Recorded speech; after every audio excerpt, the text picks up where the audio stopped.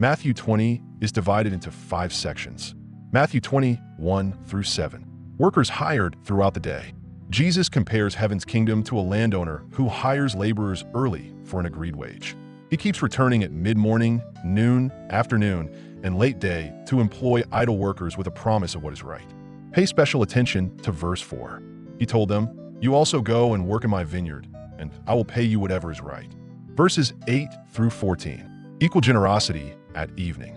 At evening, the owner pays late workers a full day's wage, raising early workers' expectation of more. They receive the agreed amount, yet complain despite no injustice, and the owner tells one to take the contracted pay. One key verse in this passage is verse 14. Take your pay and go. I want to give the one who was hired last the same as I gave you. Verses 15 through 21. Grace reverses rank. The owner asserts freedom to be generous and exposes envy, illustrating how last become first and first last. Going to Jerusalem, Jesus predicts detailed betrayal, condemnation, Gentile abuse, crucifixion, and resurrection, after which James and John's mother ask for their places beside him. Verse 16 is especially worth remembering. So the last will be first, and the first will be last. Verses 22 through 28. The Son of Man came to serve. Jesus asks whether the brothers can drink his cup, promises they will share suffering, but leaves throne positions to the Father's appointment. He corrects the disciples' anger by replacing Gentile domination with servant greatness and his own mission to serve and give his life as a ransom for many. A helpful verse to hold on to here is verse 28. Just as the Son of Man did not come to be served, but to serve and to give his life as a ransom for many. Verses 29 through 34. Lord, Son of David, have mercy. 2 blind men outside Jericho repeatedly cry to Jesus as Lord and Son of David while the crowd tries to silence them. Jesus stops, asks their desire, compassionately touches their eyes, and they immediately see and follow him. Keep verse 34 in mind as you review this section. Jesus had compassion on them and touched their eyes. Immediately they received their sight and followed him. We are about to read through Matthew chapter 20 from the beginning. For the kingdom of heaven is like a landowner who went out early in the morning to hire workers for his vineyard. He agreed to pay them a denarius for the day and sent them into his vineyard. About 9 in the morning, he went out and saw others standing in the marketplace doing nothing. He told them, "You also go and work in my vineyard, and I will pay you whatever is right." So they went. He went out again about noon and about 3 in the afternoon and did the same thing. About 5 in the afternoon, he went out and found still others standing around. He asked them, "Why have you been standing here all day long doing nothing?" "Because no one has hired us," they answered. He said to them, "You also go and work in my vineyard." When evening came, the owner of the vineyard said to his foreman, "Call the workers and pay them their wages, beginning with the last ones hired and going on to the first." The workers who were hired about 5 in the afternoon came, and each received a denarius. So when those came who were hired first, they expected to receive more.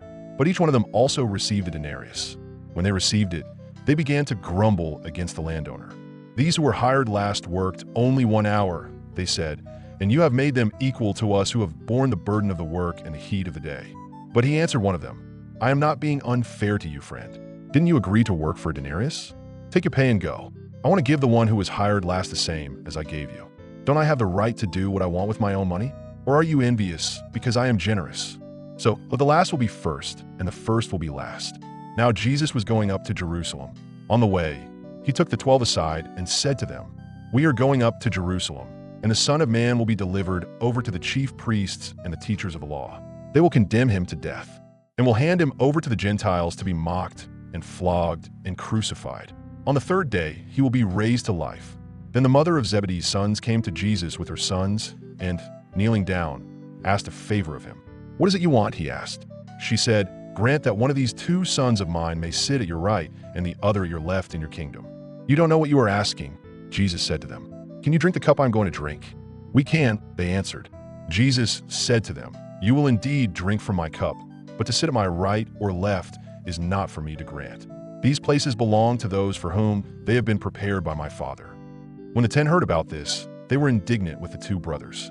Jesus called them together and said, "You know that the rulers of the Gentiles lord it over them, and their high officials exercise authority over them. Not so with you. Instead, whoever wants to become great among you must be your servant, and whoever wants to be first must be your slave.